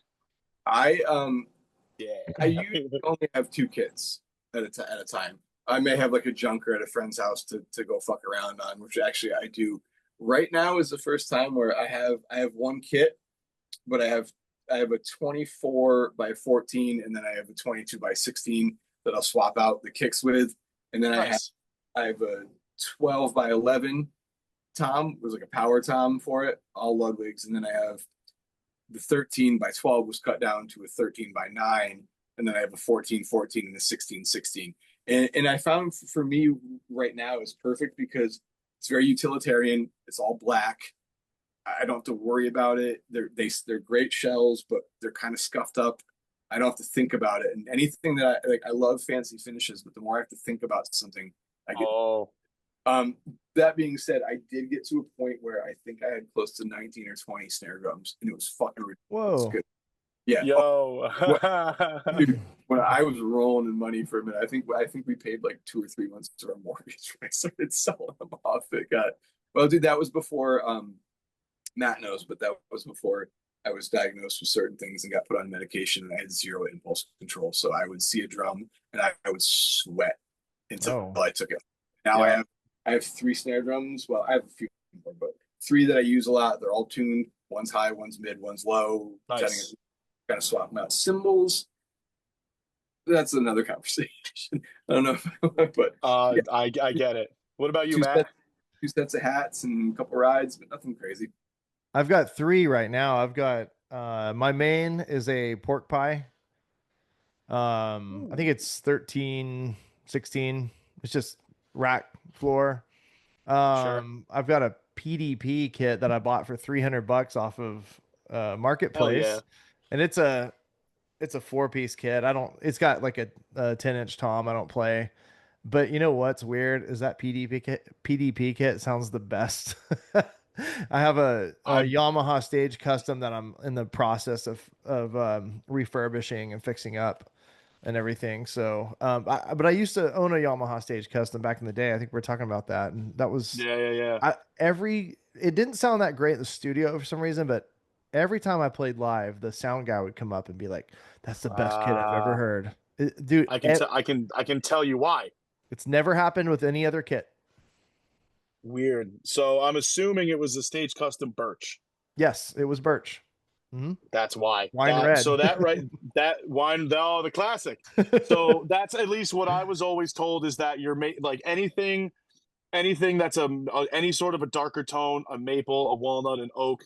They're your best friends in the studio. Birch is your best friend live, Yeah. no matter what. And it's So I mean, that's always like, but again, that's one of those little things that like no one tells you. And sure, you can have a drum kit tuned the exact same way, but again, it goes back to how does it apply live? How does it apply to the studio? You have differences for different things. Mm-hmm. And no, fuck yeah, dude. Same. Like I had one. I'm gonna blow your guys' mind. So I don't. My collection has definitely dwindled down since the drum shop days. Um, at one time, I had 12 full kits, and I had something like 45 snares. Oh my Oh my gosh. god. Yeah, and it's same. Like but I would get them for cost. Yeah. So Right. I would buy stuff and I would sell stuff out like you wouldn't believe. Like, I mean, I've owned something from almost all of the major like big department store brands, your Pearl, your Tama, your DW. Owned something from just about every one of them, and yeah, man, it's pretty nuts. And even right now, I still have I have including the The two that are spread out, I have 7 full kits and something still like 15 snares. Yeah, it's insane. I have 4 It's snares. after it's nuts. I mean, Yeah. what's that? I said I have 4 snares. Uh, Oh, did it cut out again? not Yeah, bad. I have So, 4. so Don, we usually. Oh, Go ahead. sorry, you froze again, Matt. Sorry. Oh no, I was gonna say to Donnie that we usually take this out with a segment called Questions from My Kids. So I asked my 3 kids to write down some questions, and I'll be looking at I love this. for the first time. So I keep forgetting. I need to ask my here we go. daughter. I keep forgetting. So my youngest, my 8-year-old, is favorite animal. I'm gonna say my cat by default Okay. Because your cat's because looking at you, I right? fucking love. You know, it's funny. She's like right there, but she's also You better say me. she's honestly she's the she. You know what? Even if I didn't, dude, this cat. I wasn't a cat guy, until probably my late 20s, and I didn't grow up with them or anything. Um, this cat is by far. She literally knows I'm talking about her. I've never had a sweeter cat. She's just like this incredibly sweet animal. She hasn't. I've had her almost a year and a half. She's never like peed on a blanket, pooped anywhere weird. She's never scratched me or anybody I know. She's just chill, man. She's like the most peaceful little animal I've ever encountered. No. I can't say that about my kids, dude. What's that? I can't say that stuff about my kids. We have 7 right, cats in so- our house. 7 Jesus. cats. Oh, holy crap! I know. It's like your snares. That's We collect Yo, cats. it's even worse because Matt actually hits them with sticks too when no one's looking. Oh my god, dude, I can't even make this up. I swear to God, my cat just like walked past me on the left, and as you said, you were like, I have 7 cats. I swear to God, she out of frame. She dead ass stopped and just did one of these and was like, "What did you just say?" Like, Wait, you're telling me there's more of me out there? there's more than one. I am not the only cat in existence. Like, Oh my gosh. All right, man. So then number 2. we got funny or embarrassing on stage moment. Mm, that's a good one. Oh, ooh, let me These think, always let me make me think feel for a better. second. Funny or embarrassing on stage moment. Okay, there's one that comes to mind specifically. And how bad did you have the That runs? Oh, no, no,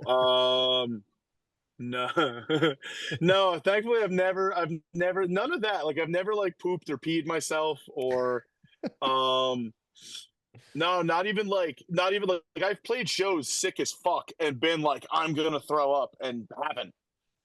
There was one show the first year that Mindforce did FYA. We got halfway through our set and I had been smoking a lot of legal cannabis and and we got through like the whole set was great, but I ended a song like 2 minutes too early. and I had no idea, dude. Like none. that's I like had the like whole song. no clue. Exactly. So, and I could tell you, it was, if you're familiar with the song, older song from Mindforce, it's called "They Just Want War." So there's two sections in the song where it's literally the transition and the intro into the mosh part. They repeat twice, and in my brain, the first time came around, and we're fucking locked in. We're hammering through it. Kids are going crazy, and it ended with like a dun dun dun dun dun dun dun dun dun dun. da-da-da-da, and it's supposed to repeat the whole thing. Mm. And I just ended it there. I just bow, and just stopped. And like they all just turn around and they're like, "You good?"